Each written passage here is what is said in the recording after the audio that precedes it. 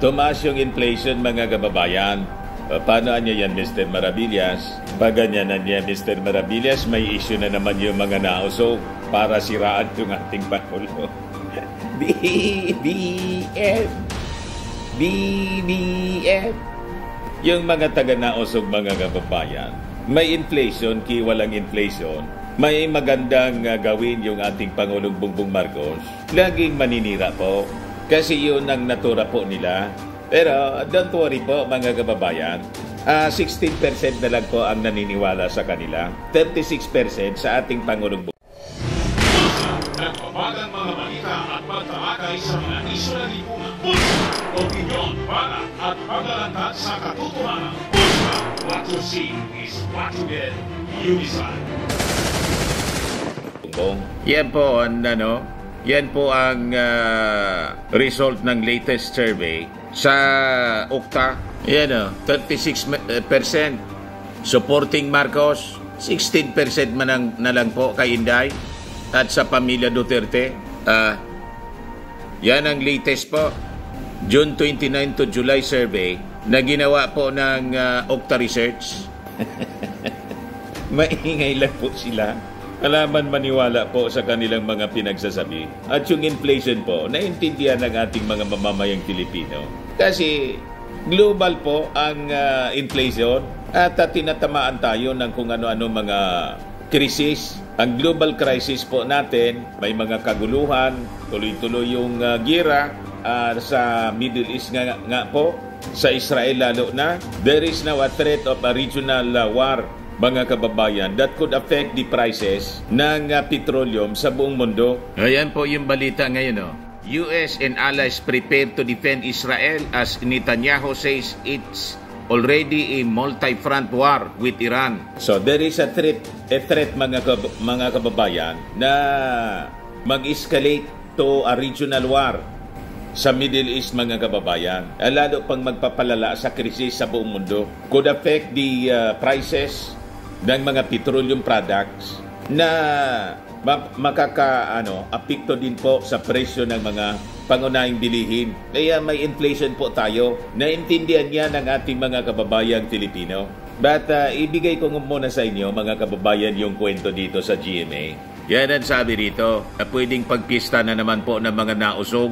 Inflation rate accelerated to 4.4% in July, sabi ng Philippine Statistics Authority. Siguradong gagamitin na naman po itong panira ng mga anti-Marcos. Di ba? Sasabihin nila, kailangan na niya na tanggalin sa Palasyo Malacanang si President Bongbong Marcos kasi hindi makapagdesisyon ng tama kasi bangag. Yun ang linya ng kanilang propaganda. Hindi malusolusyonan na niya yung mga problema ng ating bansa kasi adik. You see, wala mang maniwala sa kanila. 16% lang ang sumusuporta sa kanila. At si Inday, palubog ng palubog mga kababayan based sa result ng survey. Spaghetti pababa. Pababa ng pababa. Sabi ko nga, malamang pagdating ng 2028, negative na yung ratings ni Inday. So, nag-increase po yung inflation in July after a slowdown in June. Amid faster rise in utilities, food, transportation costs during the period, sabi po ng Philippine Statistics Authority.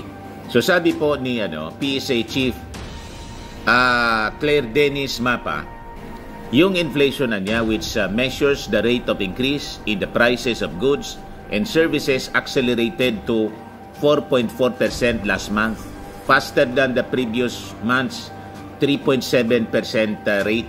Pero it is within the Bangko Sentral ng Pilipinas forecast range na 4% to 4.8%.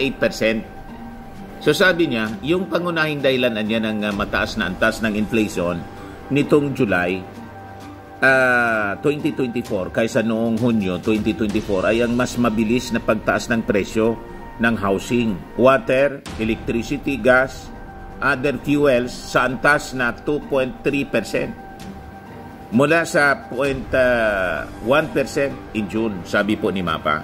Pangalawang dahilan, yung pagtaas ng presyo. Mabilis na pagtaas ng presyo ng food in non-alcoholic beverages. Pero ang maganda naman po, yung rice inflation po, na bumaba siya to 20.9% mula sa 22. Sa inyo yung full story ng balitang yan, click subscribe muna dito sa ating YouTube channel and hit the notification bell para lagi po kayong updated sa mga kaganapan dito sa ating bansa. Like and share na rin po ninyo ang ating video at huwag na rin po ninyo na skip yung ating mga commercial ads para tuloy-tuloy lang ang pag-unlad ng Bagong Pilipinas. Sa mga nagana po ng malinis and spacious fitness gym, pumunta lang po kayo sa aming Colossal Fitness Gym. We also offer Grab Car Rental with our brand new 2023 model ng Toyota Innova.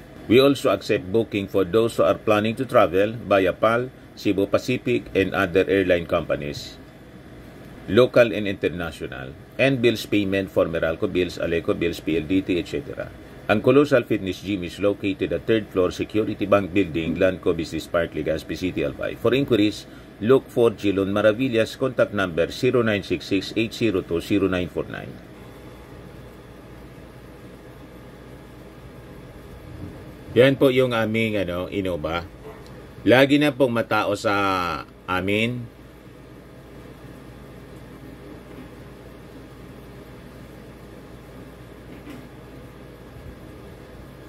Yan po mga bagong clients namin.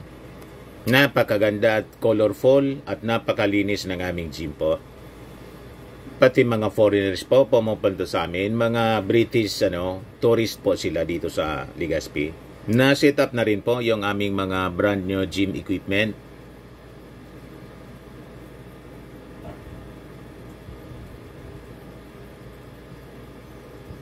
May treadmill na rin po kami. Ito naman po yung bago naming product na binibenta online. Eye Glow Serum, whitening po siya. Tingnan ninyo yung epekto sa aking anak na architect before and now. Yung mga inquiries po ninyo, dumiretso na lang kayo sa kanyang Facebook account, Riz Maravillas.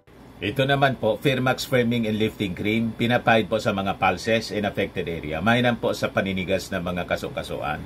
Ito naman po, Automax Radiant Serum. Sa mukha naman yung application, anti-aging po siya. You will look 10 years younger than your age. Sa mga cancer patients naman po, baka lang gusto ninyo itong itry. Naing siya red mix fruit drink. Hindi mo po siya gamot, food supplement siya. Kaya lang, gawa siya mga kababayan sa goji berry. Yung goji berry may anti-cancer properties.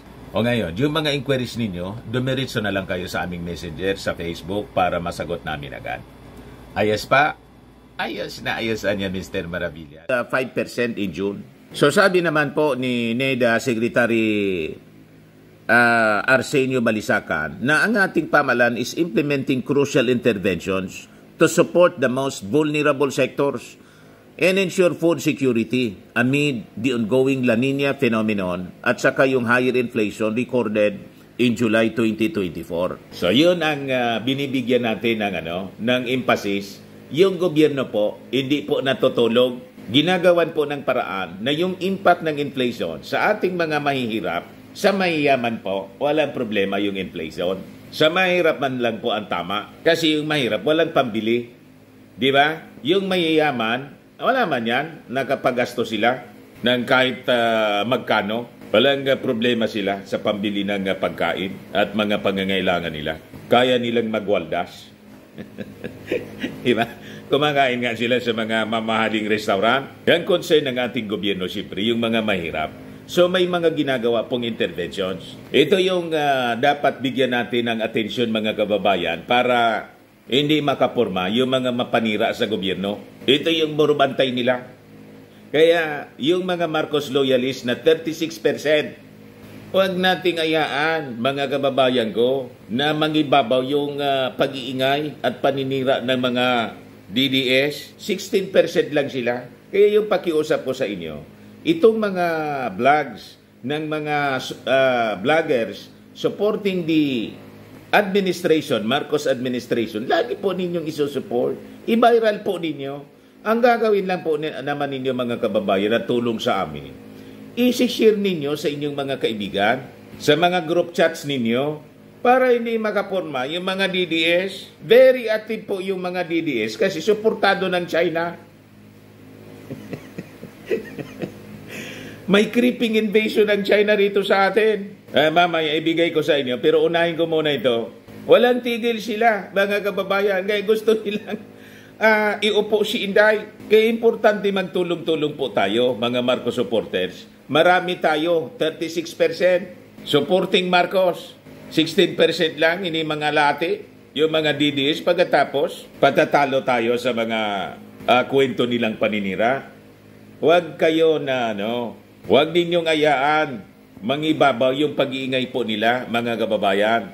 Tama? O ito yung intervention po, inflation relief and agricultural support initiatives ng bagong Pilipinas. Galing po ito sa Presidential Communications Office. Ibigay ko sa inyo yung intervention para hindi isipin ng mga mamamayan. Walang ginagawa yung ating gobyerno. Lagi po advance mag-isip yung ating Pangulo.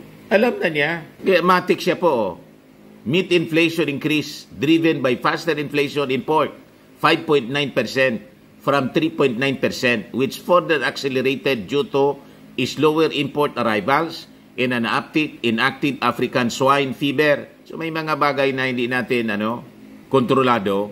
Consequently, the Department of Agriculture and Food and Drug Administration announced the rollout of the ASF vaccine in the third quarter of 2024 on July 31, 2024. So may mga intervention po na ginagawa. Kasi yung sakit talagang nangyayari yan sa tao, pati sa mga hayop. So kailangan may intervention. Yung Department of Agriculture, mga kababayan, nag-allocate agad ng 350 million for vaccines, syringes, and other rollout requirements, expecting a decline in ESF cases in lower pork prices by June 2025. Ganun kabilis po, mga kababayan. Ngayon, noong August 1, 2024, the Department of Agriculture launched the Rice for All program, selling rice at 45 pesos per kilo at selected Kadiwa centers following the 29 pesos rice program. Bakit niya, Mr. Maravillas, 45? Doon sa mga kayang bumili, di 45, pero may available pong 29 para sa mga mahihirap. Yan ang purpose ng ating gobyerno. Kasi yung may pambili po, kahit 80, kayang bili natin yan. Tama? Yung mga mayayaman po, bumibili ng mga bigas na, anong tawag doon?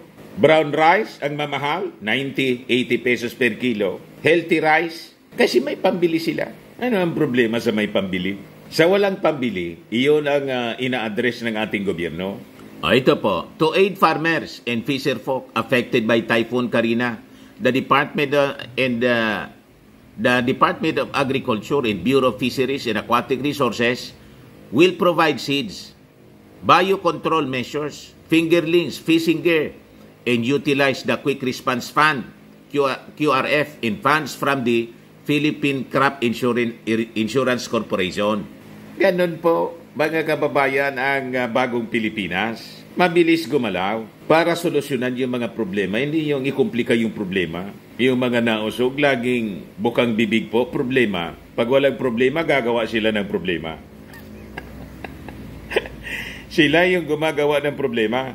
Ito, as of July 15, 2024, the Energy Regulatory Commission reported 293,259 registered QMEs benefiting from the Lifeline Rate Subsidy Program, with 241,094 from Pantawid Pamilyang Pilipino Program households.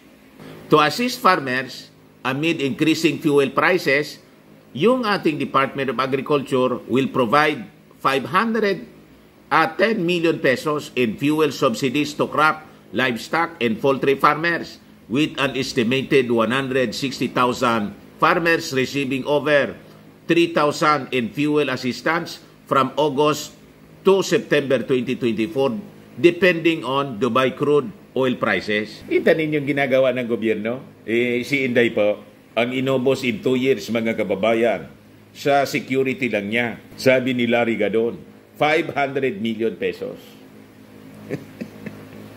Pwede na sana itong itulong. Mga kababayan, isama rito sa idagdag dito sa tulong sa ating mga mamamayang Pilipino na affected nitong krisis. Kaya lang, nagreklamo pa po si Inday. Kulang daw, harassment daw sa kanya, yung pagbawas ng security. Kaya nag-react na po yung armed forces. Sabi ng armed forces, may 400 armed forces personnel ang yung naka-assign kay BP Inday. Kala ko nga po, 358 na lang. Matapos bawasan ng 75 PNP personnel. 400 pa pala, oh. Yan sabi po ni Armed Forces spokesperson Colonel Francel Margaret Padilla, around 400 plus remain. Sobra pa lang 400 nga eh. 400 plus remain in terms of Armed Forces personnel. Ang security anyan Inday, she explained that the increase in the number of Duterte security detail members was due to the fact that the Vice Presidential Security Group and the Protection Group is now under the Presidential Security Command. This was in compliance with an assignment of unit order issued by the Armed Forces on July 9, designating the BPSPG Armed Forces as the subordinate unit ng PEC.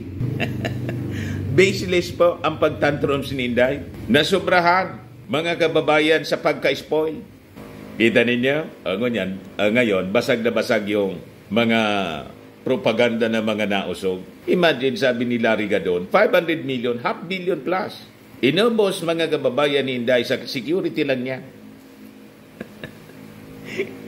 Logi yung ating mga mamamayang Filipino po. Naidagdag na sana na tulong para sa ating mga mamamayang hirap. Tulad nito po, 510 million inallocate po para tulungan yung ating mga farmers. Dahil sa para magamit nila sa fuel subsidies to crop, livestock, and poultry farmers. So yun po, may ginagawa yung ating gobyernong intervention sa gitna ng inflation po. Kaya walang rason na magreklamo. Ang nagrereklamo man po, hindi man yung mga mahirap. Ang nagrereklamo po, yung nausog.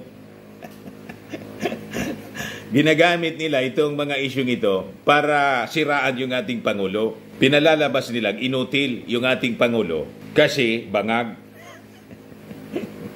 Bangag. Ang demand nila po, magpa-hair follicle. Yan na niya. Hair follicle niya yung ipa-examine sa drug test. Ganon palagi yung linya ng propaganda po nila.